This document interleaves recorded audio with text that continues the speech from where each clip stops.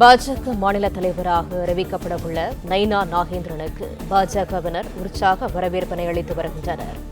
சென்னை வானகரம் ஸ்ரீவாரு வெங்கடாச்சலபதி திருமண மண்டபத்திற்கு வருகை தந்த நைனாருக்கு உற்சாக வரவேற்பானது அளிக்கப்படுகிறது. தமிழக பாஜக தலைவராக சற்று நேரத்தில் நைனா நாகேந்திரன் அறிவிக்கப்படவுள்ள நிலையில் உற்சாக வரவேற்பு அவருக்கு அளிக்கப்பட்டு வருகிறது. சென்னை வானகரம் ஸ்ரீவாரு வெங்கடாச்சலபதி திருமண மண்டபத்திற்கு வருகை தந்துள்ள நைனாருக்கு உற்சாக வரவேற்பு அளிக்கப்படுகிறது. இந்த காட்சிகளை நாம் பார்த்து வருகிறோம்.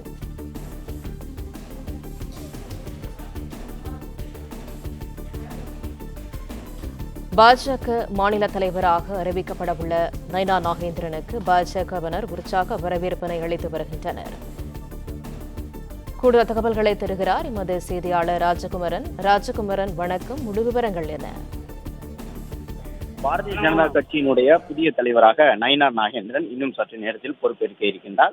தலைவருக்கான தேர்தல் இன்று நடைபெறும் என்று அறிவிக்கப்பட்டிருந்தாலும் ஒரே ஒரு நபராக அவர் மட்டுமே விருப்ப மனு வழங்கியிருந்ததன் காரணமாக தேசிய தலைமை வாயிலாக தமிழ்நாடு பாஜகவின் தலைவராக அவர் அறிவிக்கப்பட இருக்கின்றார்.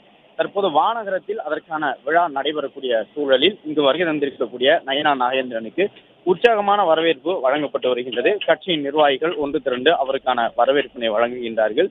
இன்னும் சற்று நேரத்தில் விழா மேடைக்கு வரக்கூடிய நைனா நாகேந்திரன் தமிழ்நாடு பாஜகவின் மாநில தலைவராக பொறுப்பேற்க இருக்கின்றார். ஏற்கனவே பொறுப்பு வகித்து வந்த அண்ணாமலை அந்த பொறுப்பில் இருந்து விலகி கொண்டதை தொடர்ந்து தற்பொழுது புதிய மாநில தலைவராக அவர் அறிவிக்கப்பட இருக்கின்றார். மாநில தலைவர் தேர்வை பொறுத்தவரை ஒன்றுக்கும் மேற்பட்டவர்கள் ஒருவேளை விருப்ப மனு கொடுத்திருந்தால் அது தேர்தல் முறையிலே மாவட்ட தலைவர்களின் வாக்குகளின் அடிப்படையில் புதிய நிர்வாகி தேர்வு செய்யப்படும். ஆனால் இன்று போட்டியின்றி அவர் தேர்வாக இருக்கின்றார். தகவல்களுக்கு நன்றி ராஜகுமரன். பிளே ஸ்டோர் மற்றும் ஆப் ஸ்டோரில் இருந்து பாலிமர் செயலியை QR கோடு மூலம் பதிவிறக்கம் செய்யுங்கள்.